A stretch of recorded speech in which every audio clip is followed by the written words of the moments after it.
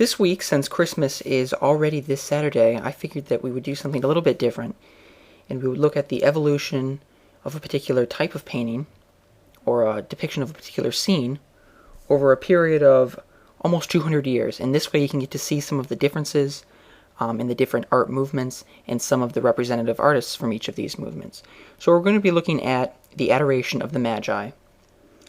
And everyone knows about the three Magi, or the three wise men, and who they were. They were distinguished foreigners. And Magi is a term that is Latin, but is ultimately actually derived from Greek, where it means a priest of Zoroaster. And Zoroaster was a religious thinker who established kind of a religion that became known as Zoroastrianism. So these men were presumably priests of Zoroastrianism, and they're represented as kings, particularly in the Western world, that found Jesus by following a star and then giving him gifts of gold, frankincense, and myrrh, and worshipped him.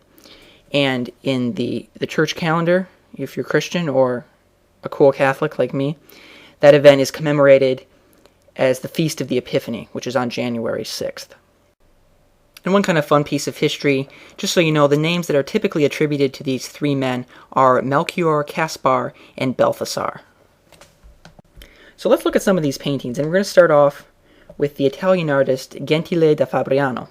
And we haven't talked very much about Gothic art, but this is an excellent example. And Gothic art was a medieval art movement that developed, it started off in France, and it grew out of the Romanesque art movement in the mid-12th century.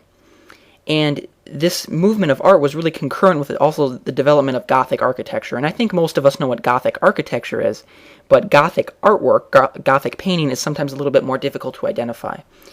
But the Gothic movement later spread to all of Western Europe, but typically it remained concentrated north of the Alps. It never really replaced a lot of the classical styles that were developing in southern Italy. In the late 14th century, the sophisticated style of what was called the International Gothic movement had developed. And this was distinguished mostly by its elegance, its fascination with delicate naturalistic detail, and its origins, once again, like the Gothic movement, are in France, and it developed in the middle of the 13th century with kind of a preference for elongated and supple form and a new appreciation of sensuous qualities that had formerly been absent in Gothic art.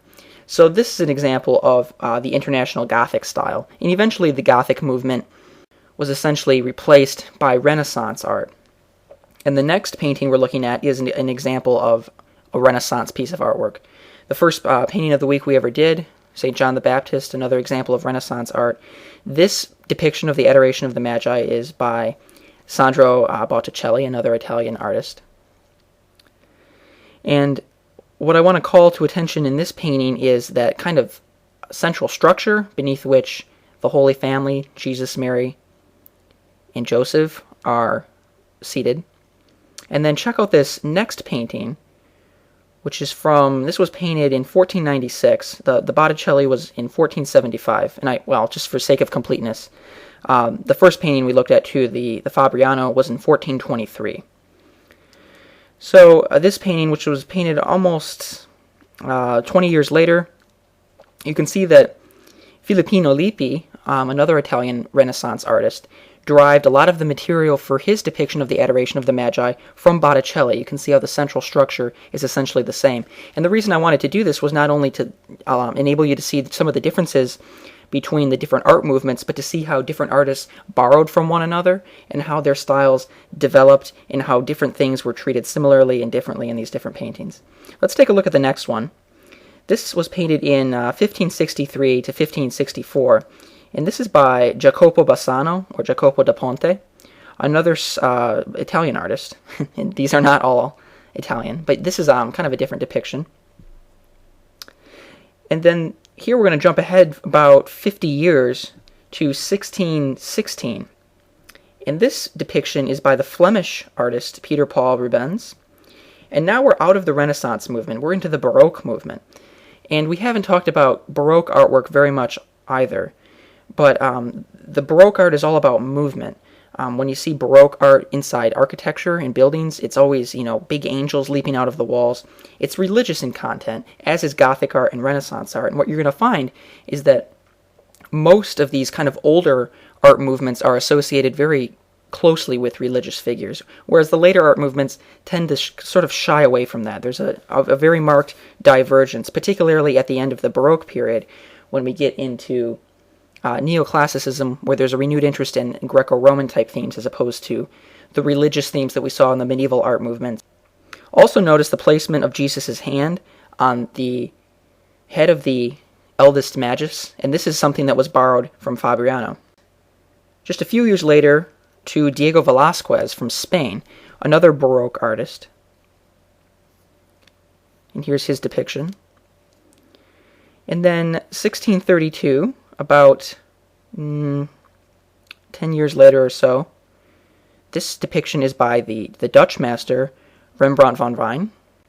And Rembrandt, who I'm sure you've all heard of, was also associated with the Baroque movement. He was also associated with which is what was referred to as the Dutch Golden Age, which essentially coincided with the Baroque movement throughout the rest of Western Europe, but had some marked differences, which we won't get into here.